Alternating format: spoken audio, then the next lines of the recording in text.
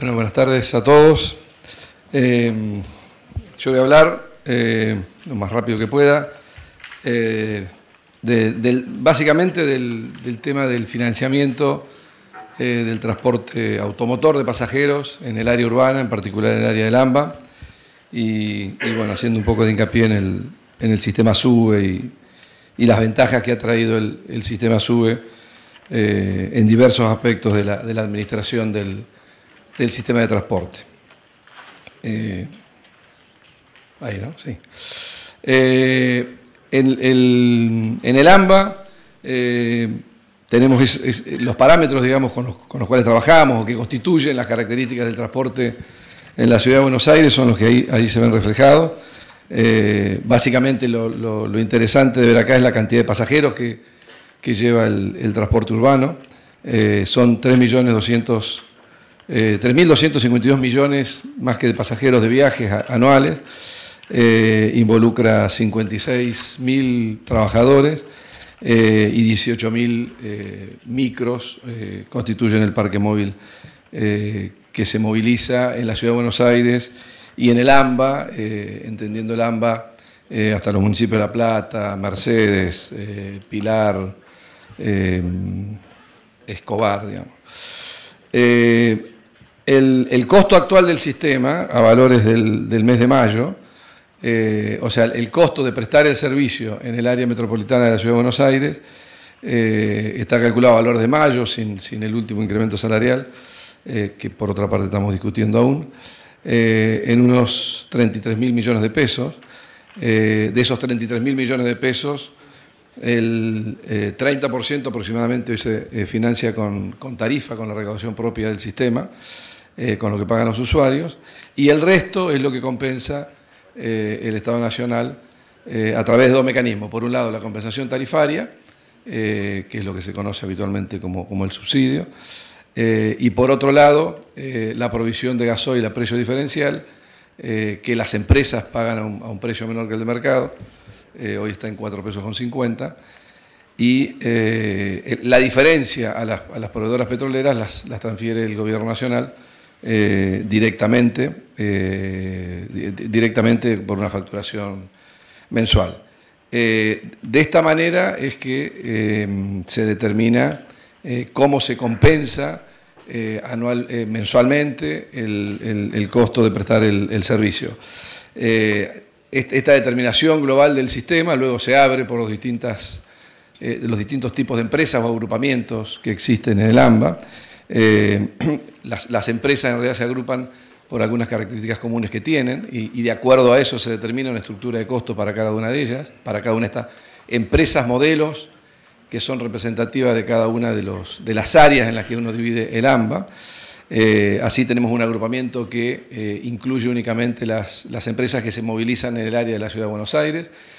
otro grupo de empresas que básicamente nuclea las que vinculan el primer y segundo cordón del conurbano con la Ciudad de Buenos Aires. Están las empresas que son exclusivamente provinciales, por ser empresas que solo circulan en la provincia de Buenos Aires y vinculan a 2 o más municipios de la propia provincia de Buenos Aires, del conurbano, y las empresas exclusivamente municipales, que son aquellas que prestan servicio solo en el área de algunos de los municipios del Gran Buenos Aires. También están lo que llamamos las empresas del suburbano Grupo 2, que son aquellas empresas que vinculan las áreas más alejadas de la capital federal, como La Plata, Mercedes, Luján, Zárate, y que tienen una tarifa kilométrica no seccionada, que constituyen el otro grupo. Para todas estas empresas se determina una estructura de costos que en realidad se basa en un modelo que en algún momento diseñó la Universidad de Buenos Aires allá por el año 2009. Esta estructura de costos se va actualizando por los distintos componentes del costo de prestar el servicio. El costo más importante es el costo de personal, es alrededor del 50%. El 15% es el costo de combustible. La incidencia del costo del capital invertido es alrededor también del 15%. Y el resto son los otros costos que obviamente tiene cualquier administración, incluido una rentabilidad del 6% en promedio para esa estructura modelo, que se supone que es una estructura de una empresa que presta el servicio de la forma más eficiente. Esta determinación del costo a nivel de cada uno de los subgrupos, o sea, costo de la estructura menos la recaudación del grupo, determina la compensación tarifaria, parte va por el gasoil que se presta que se provee a precio diferencial, y parte es lo que nosotros distribuimos a cada una de las empresas, o a la provincia de Buenos Aires, o a los municipios para que lo provean para que lo distribuyan a las empresas. Y ya esta distribución se hace a través de otros criterios. Se hace en un 50% tratando de responder a criterios, en realidad en un 67%, tratando de responder a criterios de oferta o de costos de esa empresa. Se distribuye por el personal en función de la declaración que las empresas tienen de sus cargas sociales a través del formulario 931 de la AFIP, con un tope de empleados por coche, que esto está en función de lo estudiado a partir de la estructura modelo, y el resto de los componentes, de lo que se distribuye por componente de oferta, está en relación a los kilómetros realizados, o al combustible consumido, y en relación al parque móvil que las empresas tienen. Por el lado de lo que se distribuye en relación a la demanda, para mantener un incentivo hacia las empresas que haga que haya un incentivo a levantar pasajeros, no solo a recorrer kilómetros y a tener coches para cobrar el subsidio, se reconoce un subsidio global sobre todas las tarifas que se pagan, esto es en función de la demanda de pasajeros que cada uno atiende. Existe una compensación tarifaria especial para aquellos recorridos y líneas que superan los 12 kilómetros, por cuando en esos casos la tarifa kilométrica retribuye menos por kilómetro que la tarifa en los recorridos más cortos, y también se compensa el precio que pagan aquellas personas que están calificadas con una característica de atributo social, que son los que pagan el boleto un 40% menos que el establecido, que en este universo ubicamos a los jubilados, a quienes tienen un plan social como una UH, al personal de casas particulares, a los excombatientes de Malvinas, y no recuerdo si hay alguno más. Entonces, el conjunto de la compensación, un 67%, va por los componentes de oferta o de costos y el otro por la demanda. En realidad, cuando uno mira el total del costo del servicio, el 50% se retribuye, cuando ve el conjunto de costos y lo compara con el total de ingresos, incluyendo la tarifa, los ingresos por tarifa, el 50% del costo del sistema se está financiando a través de componentes de demanda. En particular, bueno, aquí están los números del AMBA en el sentido de la cantidad de líneas que hay para cada uno de los subgrupos que yo recién les mencioné, cuál es el parque móvil, cuál es la cantidad de kilómetros que hacen y cuál es la compensación mensual que reciben cada uno de estos grupos de empresas, o uno lo pudiera mirar también, si se quiere, desde el punto de vista geográfico, este grupo de distritos, la capital federal, mirada únicamente como un distrito único para aquellos viajes que se realizan solo dentro de la capital federal, recibe un subsidio de unos 2.000 millones, 2.100 millones de pesos al año en la actualidad, y de la misma manera uno puede determinar el resto de los aportes que hace el Estado Nacional al funcionamiento del transporte en el AMBA de acuerdo a esa distribución. En particular es interesante ver cuál sería el precio de la tarifa en cada agrupamiento o en cada tipo de empresa, de acuerdo a las vinculaciones que tiene, si la tarifa realmente reflejara el costo de prestación del servicio y no existiera la compensación tarifaria. Bueno, como se puede ver en ese cuadro, que no sé si se alcanza a ver bien por los colores, pero en general la tarifa está representando alrededor de 1/3 del costo total del servicio. Por ende, eliminar la compensación tarifaria implicaría en promedio multiplicar por 3 la tarifa. Concretamente, en el Distrito Federal, en vez de tener una tarifa promedio de 3,10 pesos, que es la que hoy surge de la base de datos del SUBE, dividiendo la recaudación por la cantidad de viajes que existen en el Distrito Federal, la tarifa que retribuye costos sin subsidio debe ser 10,20 pesos. En el interior, bueno, allí están los datos de de pasajeros, trabajadores y parque móvil. La compensación tarifaria también existe, no existe solo en el AMBA, solo que no hay detrás una estructura de costos de una empresa modelo. En general, en todas las provincias o las ciudades del interior del país, las más importantes, a todas llega la compensación tarifaria del Gobierno Nacional, tienen su propia estructura de costos y determinan una tarifa que tiene en cuenta, por supuesto, la compensación salarial del Gobierno Nacional, pero básicamente lo que atiende la compensación tarifaria en el interior del país se relaciona con el costo laboral y no con el resto de los costos no salariales. Por ende, en proporción, los viajes en el interior del país tienen un menor subsidio nacional que los viajes en la zona del AMBA. Si acá la relación es 30 tarifas, 70 compensación tarifaria, esa relación está alrededor del 50-50 en el interior del país, con diferentes características, porque también son diferentes las características de las estructuras de costos y del esquema tarifario en el interior del país. Hay esquemas de gratuidades diferentes, hay convenios laborales diferentes en algunos casos que determinan costos laborales mayores, por ejemplo en Córdoba, de tal manera que la tarifa local debe atender esas situaciones y por eso es más alta en general que la tarifa del conurbano. Para verlo del lado del ingreso, obviamente la política de compensación tarifaria es una política que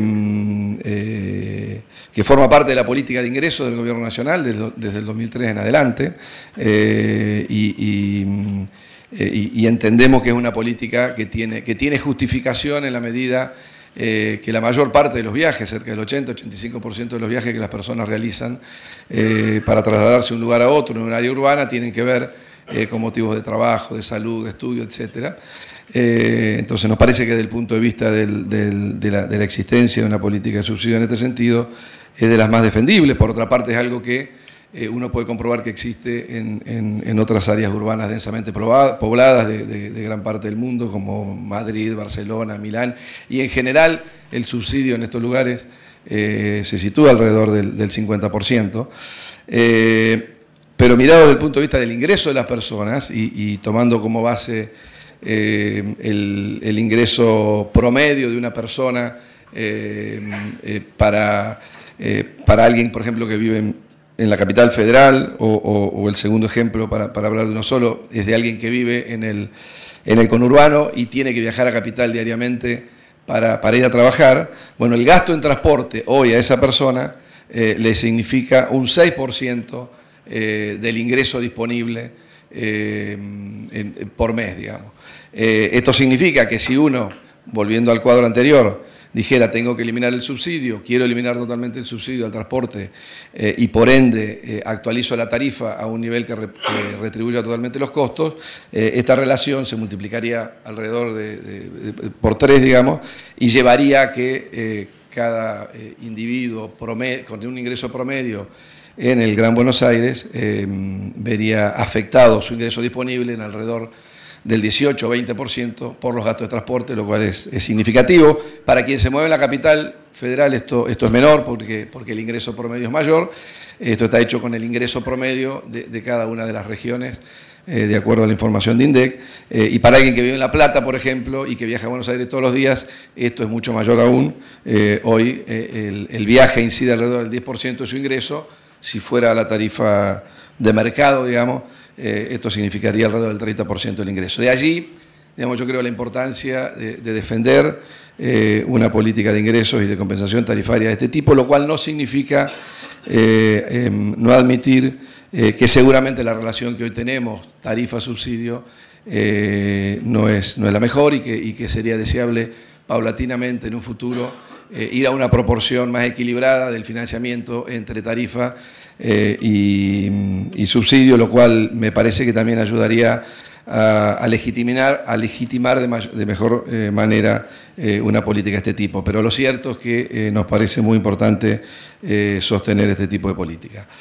Desde el punto de vista de otro aspecto que muchas veces se cuestiona en cuanto a la administración del subsidio en sí, más allá de la discusión teórica que hay respecto a que si el subsidio tiene que ser a la demanda o a la oferta, en ambos casos obviamente existen pros y contras.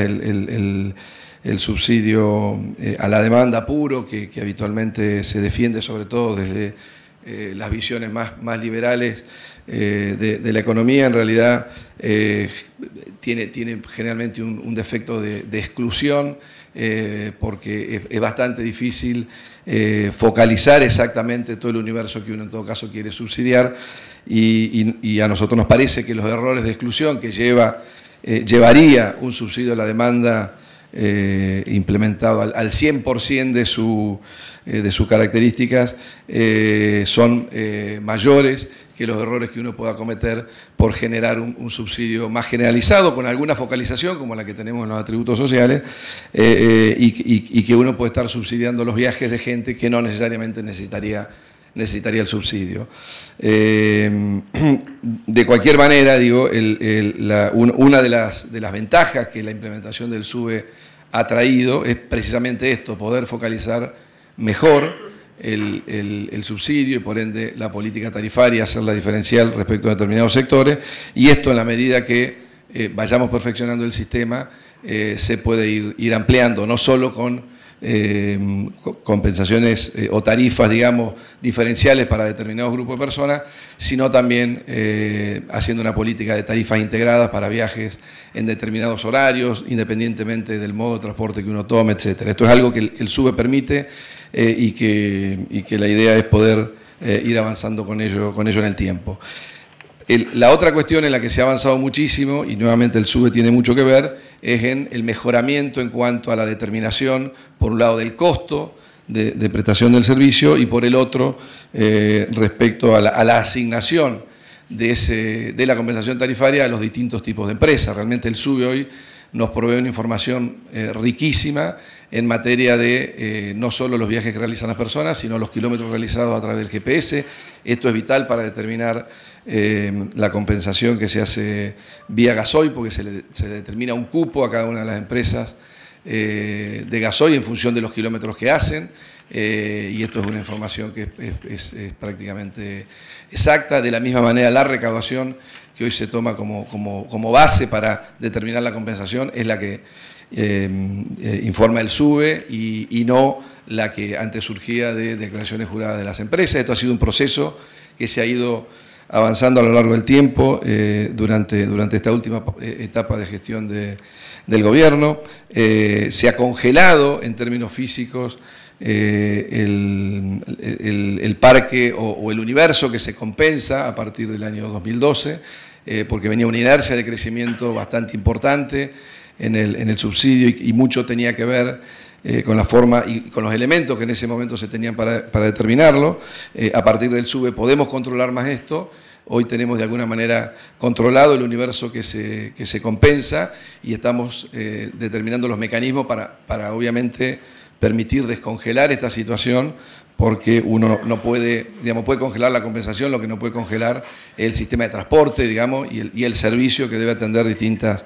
necesidades. Por otro lado, el SUBE, con la información que nos brinda, que nos permite saber el índice pasajero kilómetro exacto de cada una de las líneas, la velocidad comercial, en fin, sin número de parámetros que hacen a la determinación no solo del costo de las empresas, sino a la diferenciación de los distintos tipos de empresas, y nos permite perfeccionar el modelo teórico que está detrás y que sirve para la determinación del costo.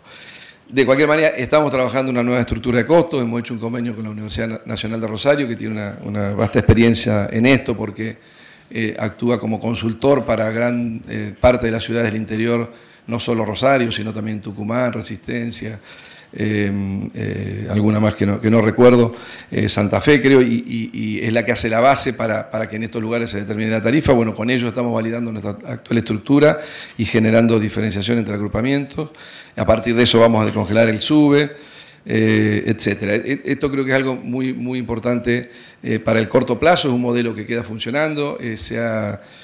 avanzado mucho en cuanto a la capacitación del recurso humano que administra esta compensación tarifaria cotidianamente, y también nos parece muy importante porque se ha generado un grupo, un equipo que antes no existía en la Secretaría de Transporte, por lo menos con esta densidad y con esta herramental. Y dos cositas más que me parece importante señalar. Una es la creación de la Agencia Metropolitana de Transporte. Realmente es algo que obviamente nos queda como un pendiente seguramente de esta gestión. De cualquier manera, se logró un avance importante, se lograron establecer los lineamientos y un documento base que suscribimos las tres jurisdicciones que formamos parte del AMBA, la Ciudad de Buenos Aires, la Provincia de Buenos Aires y el Gobierno Nacional. Estos lineamientos han permitido que se avance, sobre todo en materia de equipos técnicos, con algunos trabajos que incluso han definido una serie de lineamientos para un programa trienal o quinquenal, la verdad que no me acuerdo, de acciones en el área metropolitana. Hasta hemos avanzado las jurisdicciones en la designación de autoridades políticas y técnicas para esta agencia. Realmente, y no hay por qué negarlo, digo, pero la agenda política de este año obviamente complica, si se quiere, poder avanzar más fuertemente en este tema, pero me parece que es un instrumento que va a quedar en una instancia muy importante para el gobierno que viene, y creo que es el instrumento que hay que hacer crecer en términos de capacidad de administración, al menos no solo del financiamiento del sistema, sino también de la definición del sistema de transporte del área metropolitana. Es el instrumento que se necesita para contribuir a la mejora del transporte en el área metropolitana. Obviamente, en una cuestión tan compleja, donde digamos hay 4 actores en realidad, que es el Gobierno Nacional, la Ciudad de Buenos Aires, la Provincia de Buenos Aires y los municipios de la Provincia de Buenos Aires, donde hay que acordar y todo el mundo tiene que poner algo sobre la mesa, básicamente resignar autonomía en materia de competencias, en este caso del transporte. Se necesita un esfuerzo político muy grande para llevar adelante un proyecto como el de la Agencia Metropolitana de Transporte. Desde mi visión, hay que tratar de ir por partes, de ir avanzando en este tema por proyectos y problemáticas concretas que a todas las jurisdicciones involucradas le interesen, porque me parece que ahí se confluye un interés bien concreto que hace que todos depongan intereses particulares en función de ese objetivo que es común, y es más fácil ir logrando avance. Un ejemplo de esto es el proyecto del BRT que uniría parte del municipio de La Matanza con la Ciudad de Buenos Aires. Esto es un proyecto que tiene financiamiento del Banco Mundial, que se está desarrollando en el marco del PETUMA, que es un programa bastante antiguo que tiene el Ministerio de Interior y Transporte, la Secretaría de Transporte. El proyecto hoy está en un estado avanzado, en concreto está licitada, estamos analizando ya la oferta que tuvimos para la construcción de la infraestructura del sistema BRT. Como ustedes saben, el BRT es un sistema con algunas diferencias con el Metrobús. Entendemos que es una idea superadora del Metrobús, y nos parece que es un buen ejemplo para que empiece a tratarse cuestiones comunes al municipio de La Matanza, a la provincia de Buenos Aires, a la Ciudad de Buenos Aires y a la propia nación. Estamos trabajando en ello con las áreas técnicas, y me parece que en este tipo de proyectos, no me voy a extender en la descripción del proyecto. En fin, es un proyecto con una línea troncal que avanza por la Ruta 3, que comunica desde el kilómetro 32 de La Matanza hasta Ramos Mejía en uno de sus ramales troncales. Incluso alguno tiene un par de versiones que arrancan, uno en González Catán y otro en el kilómetro 32, pero además tiene líneas expreso que está planeado que lleguen hasta el centro de la capital. Algunas también llegan a Ramos Mejía, con líneas alimentadoras. Esto va a implicar una reestructuración del transporte